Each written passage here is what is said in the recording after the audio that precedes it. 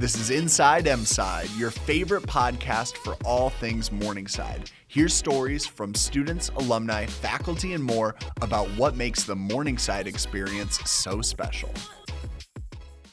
Well, thank you so much for joining us at Inside Mside. I'm excited to be back here with you. Today we have our department head of the arts department here at Morningside, Shelby Prindaville. Shelby, thank you so much for joining us on Inside Mside. Thanks for having me. Yeah, really excited to have this conversation. Shelby and I were catching up, and I was hearing about some of the incredible work you did this last summer. So I knew we needed to bring it to a wider audience, and so I appreciate your willingness to be here today. But before we get into some of that cool work and the things that are happening in the arts department, talk to me a little bit about yourself, about your journey and what brought you here to Morningside, some of your background. Yeah, so I've been here at Morningside for a little over 3 years now. The former department head was retiring, and I just thought that this community was one I wanted to be a part of. So I applied, and here I am. Perfect. And a little bit about your background. What did you study? Where did you grow up? Yeah, sure. I originally grew up in Concordia, Kansas. I studied at the University of Pennsylvania for my undergrad. I got a Bachelor of Arts in Fine Art with a concentration in sculpture. And then I pursued my MFA at Louisiana State University in their interdisciplinary painting and drawing program. Yeah. And my artwork overall looks at ecology, the human-nature balance as seen through the lens of nature, but it engages a lot of different sort of areas within science intersecting with art. Yeah. Geez, that is a really diverse background. So you're talking painting and drawing, but then also sculpture. And I know you're really passionate about the ecology side of it or bringing in different mediums and stuff. That's exciting. Yeah, there's some artists who specialize both in media and subject matter, or they specialize only in media and have a wide range of subject matter. But I do every discipline, basically. And so I'm very tightly focused in subject matter, but I use a lot of different sort of media to connect with a broader audience. Very cool. Very interesting as well. So did you see yourself ever becoming department head? Was that always kind of the goal of what you were hoping to become and go into? Because I would understand a lot of responsibility.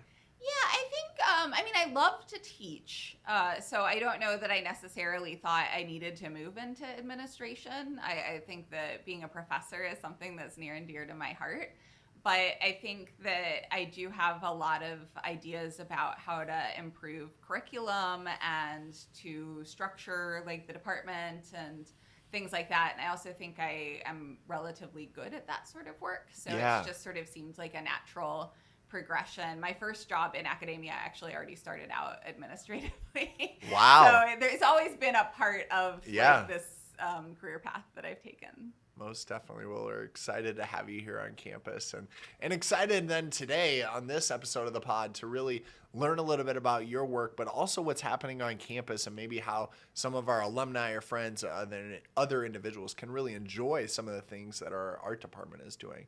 So I wanted you, let's start with just this last summer, because I was hearing a little bit about this project that was one of the first to ever happen, if I'm not misunderstood. So talk to me a little bit about the work you were doing this last summer. Yeah, so I was invited to be the first ever artist in residence at a veterinary school in the United States, which was just a huge honor to be invited to be that person. Yes. And it was hosted by the Louisiana State University's School of Veterinary Medicine. And it sounds so interesting to me that it's like, well, it's first in the country, and I guess that makes sense because an artist in residence at a veterinarian school, right? Like how did those two things connect, or how was this formulated or this idea conceptualized? Yeah, so I think, and I could be wrong, I didn't actually ask him, but there's a new dean at the School of Veterinary Medicine at LSU, and his education and background has him based in the UK like years ago. Sure. And there is a program at the school that he went where there's an artist in residence there. And so then I think, and he came and spent some of his career in the US before becoming the dean at LSU. But I think that he maybe had that in the back of his mind as being a cool program, and then he was maybe surprised that it hadn't made it over here yet. Yeah, stateside over here. here. So I think he was like, oh, this would be a cool initiative to launch here and to do it at my school. Yeah. And then they were just wondering, like you were, how does that happen, right? Exactly. How does this make sense and work together? Yeah. So I, as you heard from my background, I went to LSU as a grad student. Yeah. And so I know people at the School of Art there. Sure. And so when the vet school reached out to the School of Art and were just asking, how does one start an artist residency? Like, how does that look? What should we do? The School of Art said, well, the person we know who does the most of them, full stop, is Shelby. So we'll ask her if she would just be willing. Of blending the two worlds. Yeah, if she'd just be willing to consult with you on how you should make it happen. And so I said, sure. I thought I was literally just being like a free consultant to help a cool thing happen in the world. And then maybe like 10 years down the line, I might do it. Yeah. But over the course of that first conversation, I think I said a lot of things they were really pleased with. And then I think I said one thing that kind of scared them a little bit too. And the thing that scared them was that I told them that from my experience doing artist residencies, 25 to 40% of the artists like flee the residency. Really? During the residency. Yeah, it's just like one of those, I've had enough, I'm time to go back home. I think because most artist residencies are pretty sort of net neutral. Like the artist usually has to pay a little bit to like transit there. The host often has to pay a little bit to have them there, but it's not usually like this is a paid job. It's more, this is something I wanted to do with my time. Okay. And then once they get there, sometimes the reasons you went, it doesn't solve them necessarily. Sometimes people go to try to like fix artist block, and then they're in a new place and they're just looking around and they're like, oh no, I don't know what to do. I made the wrong call. Yeah. Or sometimes it's there's, the whole point is to switch up your environment, I think. Yeah. But sometimes that's scary, right? Like sometimes you show up in a place and you didn't realize that there were going to be spiders or that you're, Well, and it could just be out of your comfort zone. Right. I mean, it's doing a very different thing. I mean, going from administration to then going into this residency program is kind of cool. Yeah, but so a lot of people do end up leaving. So I just told them, the first few, if you're starting a brand new program and you're not sure how it's going to be received and you really want it to start strong, I said you should pick people in the beginning who have successfully performed residencies, because past success is probably the best future indicator of future success. And so then by the end of that conversation, they just asked me if I would do it. And I said, I can't.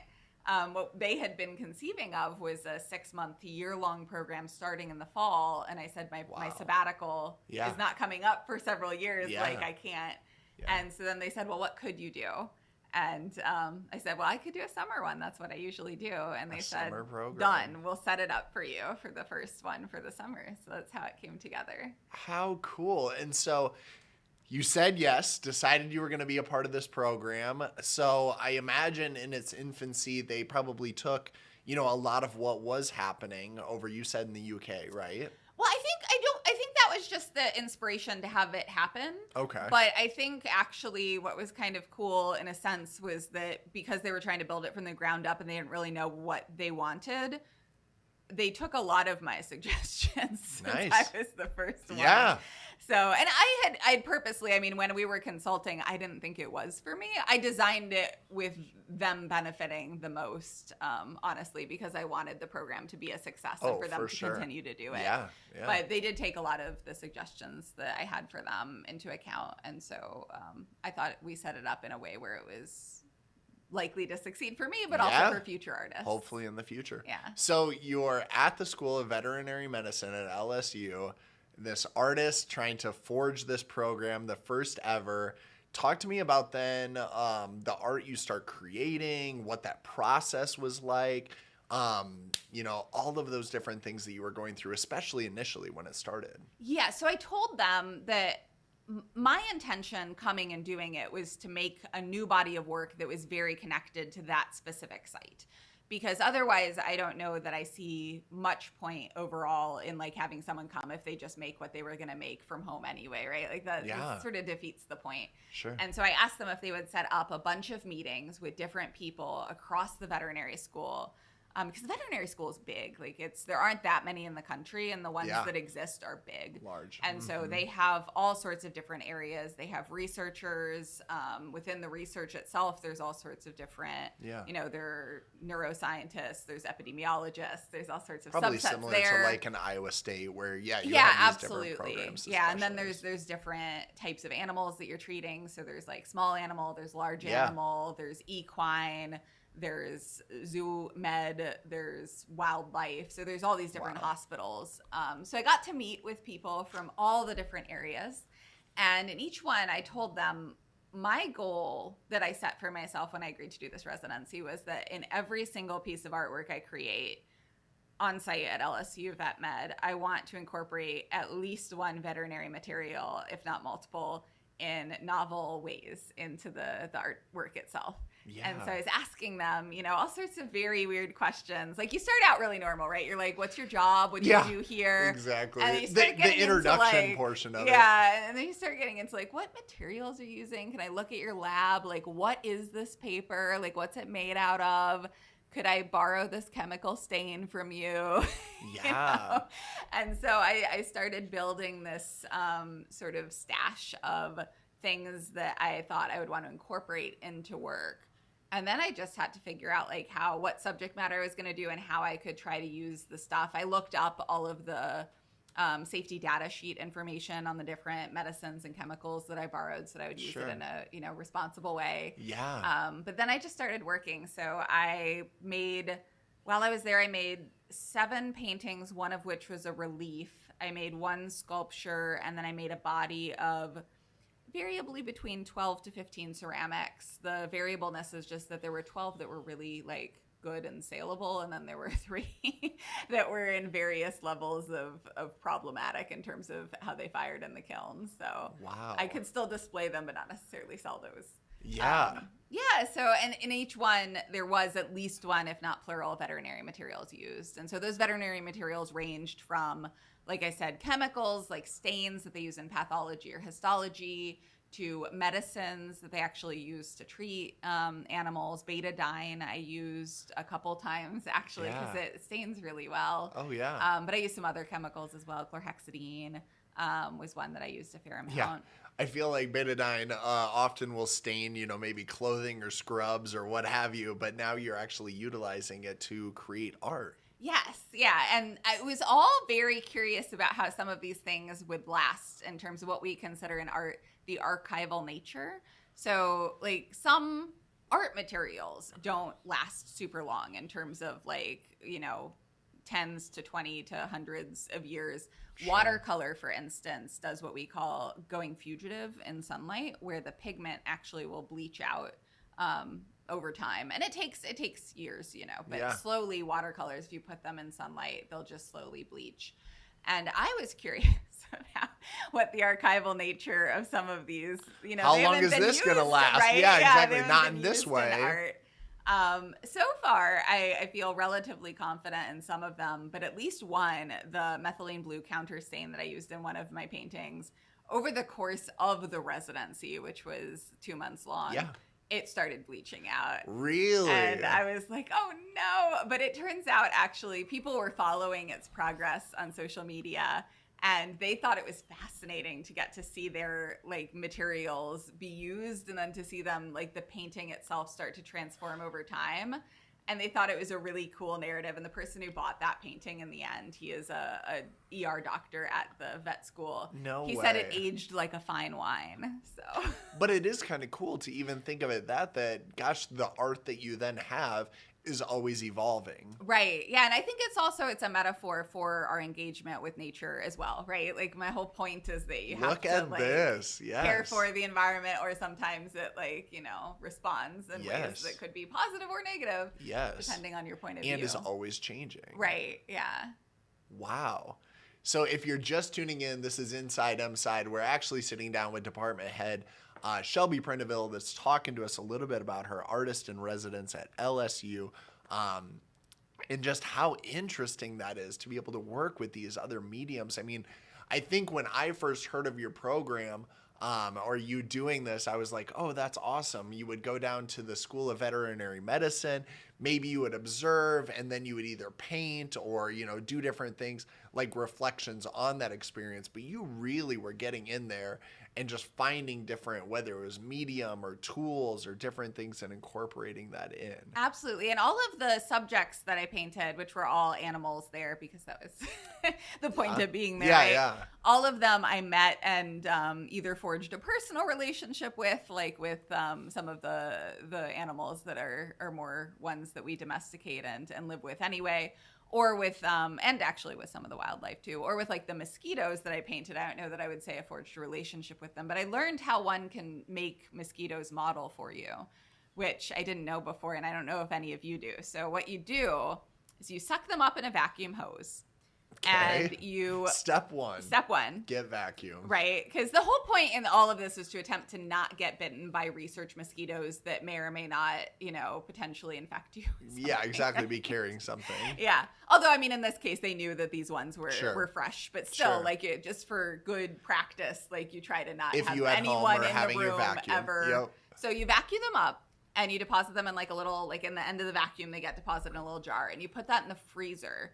And you freeze them just long enough to make their blood sluggish, which makes them have a hard time moving, but they're still alive.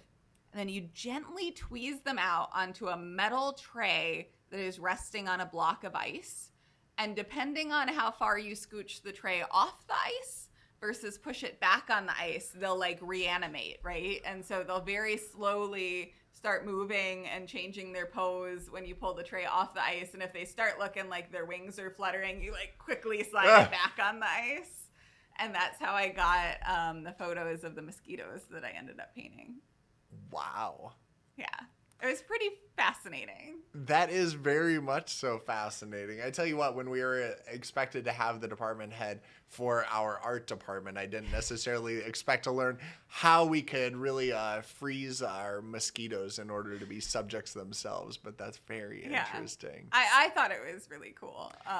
And so if I want to be able to make sure to link it on our pod or, underneath this, is there a place we can check out some of this artwork that you were able to create? Yeah, so my website is the home to all of my artwork. I also put it on various social media, but the website is the most thorough. My website is my whole name, which is shelbyprindaville.com, but my last name can be a lot for people. Yeah. So I separately have bought the domain artbyshelby.com. Okay. If you just Google Art by Shelby, you're going to get all sorts of different people calling themselves that. But if you literally type into the URL artbyshelby.com, it will redirect you to shelbyprindaville.com. Oh, excellent. Well, we'll make sure to link that as well. But just in case you're listening, that'll be a great way to kind of check out these pieces. I'm excited. I haven't seen all of them. I saw some of them this summer, but I'm excited to look back. I did not see the mosquito one. Yeah, I gotta there's the go mosquito, see this. and that one's painted on mosquito ovipositioning paper. Of course. Which is, that translates in non-scientific speak to the paper they hatched new mosquitoes on for research purposes. So they actually smear the eggs on that paper and the eggs hatch. It's almost like, in a weird way, I'm a big foodie, right? So it's almost like that culinary journey of we incorporated this ingredient in so many different ways into the dish. You're thinking, well, what's the composition and how can I incorporate this medium or whatever it is into so many different parts of this artwork? Yeah, and if you haven't, the one that stumped everyone in a good, fun way at my exhibition down in Baton Rouge was, where is the AstroTurf? So I can just posit that to you. You can try to figure out how I got AstroTurf into the body of work. Because I had a table that was displaying everything I used, and it was just the question that everyone kept being like, but where is it? We can't figure it out. Which I feel like meant that I did a great job of incorporating. There you go, challenge accepted. So if you're listening to this, you got to go back and be able to find where is the AstroTurf. That's funny. Yeah. So now it sounds like this is something that you're really passionate about, especially incorporating the earth, incorporating these different things into your work. And I know we were just talking about something that happened a couple summers ago as well, because you have a local show coming up to maybe incorporate that as well, right? Talk to me a little bit about that. I have a show with two other Sioux City artists, Terry McGaffin and Pauline Sensenig, in October this year, 2022. at the Betty Strong Center, which is in the Lewis and Clark Interpretive Center, which itself is near Crave. I always explain it to people. Yep. And that show, that 3-person show, is about work created at the White Rock Conservancy, which is a nonprofit land trust of about 5,500 acres outside of Coon Rapids, Iowa. And in summer 2021, I did a artist residency there, and at different times, both Terry and Pauline also did artist residencies there. Yeah. And so we'll be displaying the work that we created in the show at the Betty Strong Center. Oh, I'm excited for that show. And now, if you're tuning in and you're familiar with Morningside, maybe you're an alum yourself, you might recognize the name Terry McGaffin from Morningside. She was previously here as well. And I was just catching up with her this last weekend, so she was making sure to invite me to that show. And then when I saw your name on it as well, I was like, gosh, Morningside, the gang's all here. Even Pauline has ties to Morningside as well. Yeah, she also taught in the art department as well. Oh, that's right. Yeah, because I know her husband taught as well. Isn't that correct? I don't actually know her husband myself. I believe but so. Yeah, in that the sounds chemistry or biology department, if I remember.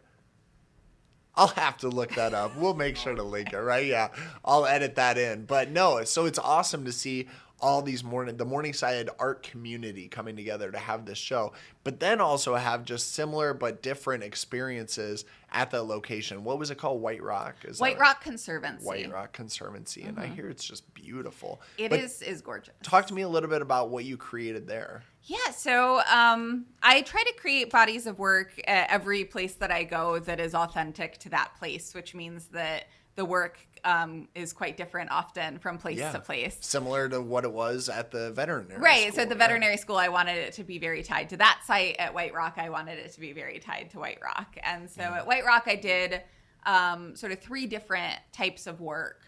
The smallest body of which are my really sort of ultra detailed paintings. I did 2 painted reliefs so far, and I have a couple more paintings sort of in the hopper that I want to do. Okay. But the 2 other bodies of work are bigger. The first is that I did chromatograms.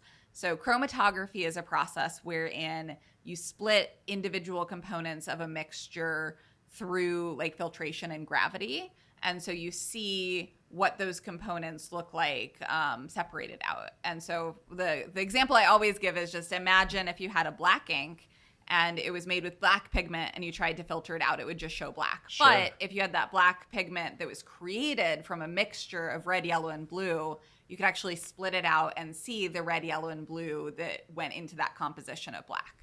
And so what I did was I took plant samples and soil samples and water samples, and I muddled them together and ground them up in a mortar and pestle into a paste. And then, and I added alcohol as well, which is like part of the filtration vehicle. Okay. Then I printed those samples of the environment on filter paper through chromatography. And it created a variety of different sort of abstract landscapes that are also very literal landscapes that if you wanted to sort of Jurassic Park it, they have the, actual DNA of the place. And I took samples from all over the Conservancy. So there are some very different abstract landscapes that resulted based on the components that were put into each mixture. Wow.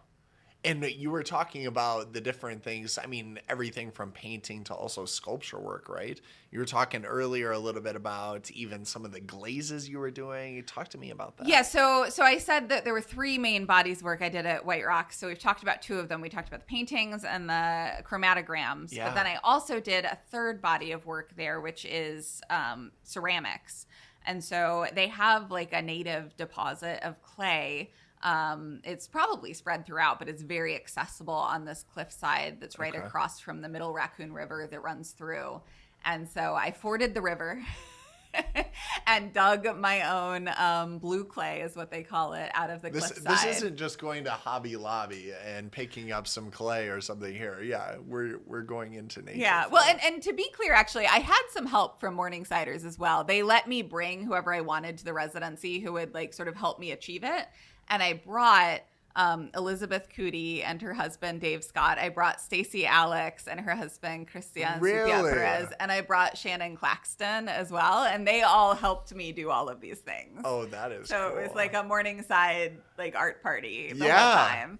And Elizabeth Cootie can navigate. I'm just going to tell you. I get lost in nature, and she is at home behind the wheel of an ATV. Oh, that's cool. But yeah, so they were cool. helping me. They were also like fording the river. It was a Morningside like, sabbatical the summer of 2021. Yeah, we had a good time. It was an adventure. But yeah, so I dug some native blue clay. They all helped me while I was there try to purify it, like pulling roots and little rocks out. And then I continued that process myself. And I actually had some federal work studies students help me here with that too. Once I sort of purified the clay down, I had the option of amending it to make it sort of more friendly. But I really wanted the conceptual power of saying that I was going to make 100% local to this environment ceramic. So I just dealt with the fact that it wasn't quite as elastic as I would have wanted. And so I made ceramics with it. And then I was just stumped for a little bit because I didn't know what to do. Typically in ceramics, as you said, we were talking about this before, you usually glaze work. And glaze effectively is sort of a glass surface that you put on top that just provides a nicer surface, or depending on the heat at which you are putting the ceramic through, sometimes it actually is helpful for the vitrification process. Yeah. And so I was wondering, should I even glaze these at all? Because the glaze probably is not going to be from white rock, and I don't want to put like color and cover over the clay, but I was like, is it cheating if I use a transparent clay that's not, or I'm sorry, transparent glaze that's not from white rock, but it's transparent, so is it cheating? So you're still seeing the clay, but yeah. Yeah, and so it's like I was just warring over it, and I was talking about it with friends. And I have a really good friend and a former colleague, Susan Nelson, who is an amazing ceramist. And she said, I was thinking about your problem, and I was wondering if you've thought about ash glazes. And I said, I don't know what we're talking about. Tell me more. Yeah. And she told me that you can just make glaze out of ash. And in fact, it was potentially the first ever glaze that humanity has ever made. And it might have happened accidentally. In fact, people were just firing ceramics like straight in like a wood fire pit, and ash got on the ceramics, and people said, oh, look, there's a shiny like harder part to this. And then they started intentionally doing it. Yeah, and so I loved that connection to sort of a more natural way in which that we fire. And I really liked that I could probably make it so that the work was 100% local. So I went back to White Rock and I said, maybe I could just collect your campfire ash. And they said, oh, we can do you one better. We are trying to restore the land to a prairie. And so we actually regularly burn things that need to go away. Almost like a controlled burn, right? Whether it's prairie or... Well, that it's hard to collect the ash from, actually, because they do controlled burns too, but the ash sort of disseminates in the wind as you're going, and that would be very hard to collect. But what they were doing was they were manually going through and hacking out invasives that were stealing the sun from the prairie. And one of the big invasives there is honeysuckle bush. And so they had a big slash pile. I asked them its components, and they said mostly honeysuckle bush. So that's all I know. That's where you could go off of. But yeah, so I got mostly honeysuckle bush ash from them, like trying to restore and conserve the environment. And I have made ash glaze from that mixed with the clay, and then applied that to the surface of the clay bodies that themselves are the land of White Rock. And so I have this body of work which is just such a great narrative in itself. It's almost like the story of the evolution, like we talked about with some of your other pieces. Well, and one of the things that I think I try to address in my artwork is that I think in many ways, especially in Western society, we've gotten really divorced from nature. Like we live our lives often, very much in constructed environments that we've made that take us away from nature. We have constructed air filtration and circulation, and it's just... a lot of times you're very separate, and something that I'm really interested in, both personally but also more broadly in a community sense, is getting people back into nature and seeing those connections and feeling a real sense of kinship with like the outside world. Yeah. So I really like that these pieces are 100% made from the land. They have us trying to conserve the land as the glaze, and then they're from a specific latitude and longitude. And I actually am naming each body of work that I do, because this has spawned a new desire to just make different ceramics from different parts of the world. So each one is going to be named with the latitude and longitude of the site.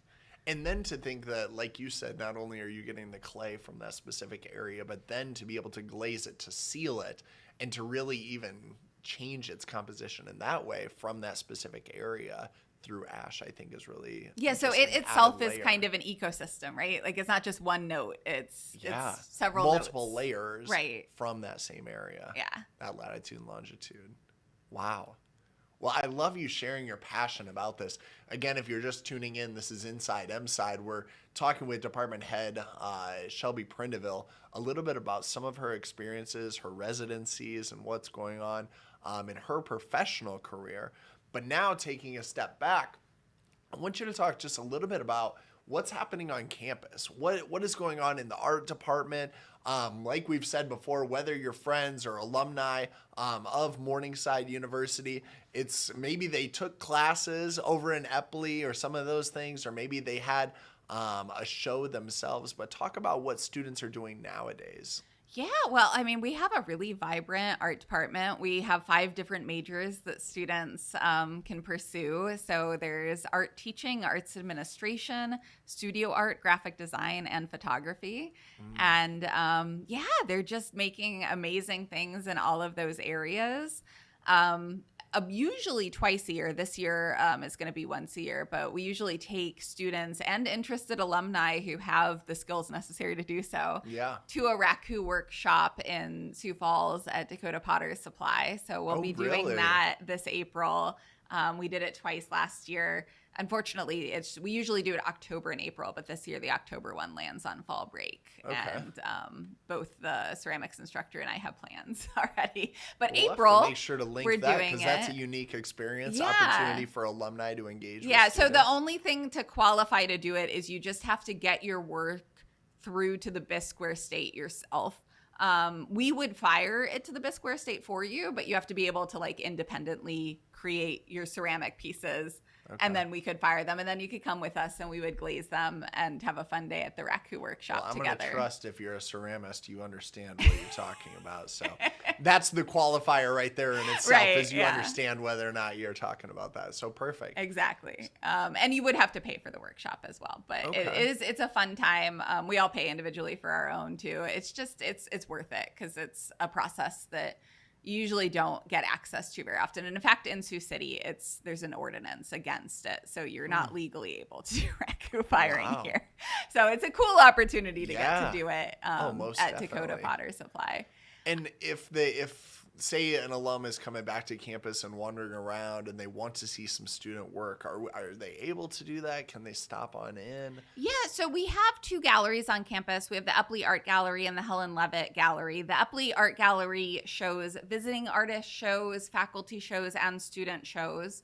The calendar of events is online for the gallery, Epley Art Gallery, which is the one that shows all of those. And then the Helen Levitt just has our multi-million-dollar collection of artwork. So you can check that out as well. And then student work, when it's not, because it's obviously it's up sometimes depending on when the shows are scheduled, but it's always able to be browsed if you look at Kiosk, which is our annual art magazine that we publish. And there are copies of Kiosk available in the art gallery as well as scattered around in different places across campus. Yeah, most definitely. And a chance to just pick that up and see so many different things that students are doing under the scope of art. Absolutely, yeah. And students are making amazing work. And then it's depending when you walk campus. I mean, I know different faculty members have bought artwork from our students and have that proudly on display in their offices. I believe one of the student sculptures from last year that won an award in the student art show got acquired by the biology department and is just in display in a hallway. So, really? Yeah, depending on where you go, you might get to see student artwork outside of Epley as well. Yeah, because I know I've bought a couple of pieces and then also even professors' work and stuff like that too. So it's definitely a culture that's embraced here, but I know that is appreciated kind of far and wide. So that's exciting. So once again, I just want to thank you for taking this opportunity to share with our audience a little bit about your passion and your work, but then also share with people opportunities for them to enjoy the art and the work that's happening here on campus. And again, we'll make sure to link those in the podcast, make sure to be able to follow those so they can see some of your work. And then also I'll make sure to link those calendars. Well, I tell you what, there's a lot of opportunities to engage not only with our students, but also our faculty and our staff. And so thank you so much for bringing those to light. Keep up the great work. We're excited about the work that our professors, department heads, and students are doing. Really, I mean, as far as research, but also then in the arts. It's really great to hear about your passions, and I appreciate what you're doing for this campus. Well, thank you so much for having me on. I think, I mean, it depends on the artist and what they want out of their work. But for me, sharing my work is sort of an instrumental part of the work itself. Yeah. And so I always appreciate getting to expose it to a new audience and to hopefully connect with new viewers. Well, and sharing your work, sharing your passion, and I mean, just the energy that you have about the use of mediums, and specifically, I think nature, incorporating that is just, it's really inspiring, and it's got to be great for our students to hear about as well. So thank you for sharing that passion with our audience here, but also our students on campus. Oh, of course. Yeah, I have a houseplant addiction, as you could probably tell from what I was telling you about. Exactly. There you go. It predated the pandemic, but I have many. And so my students actually compete artistically for plant prizes. So really? Yeah. So depending on the subject, I'll be like, who can define a tessellation? If you can define it, okay, you'll get a plant. And added so there's an actual nature connection in the classroom as well. Excellent. Well, I love to hear it.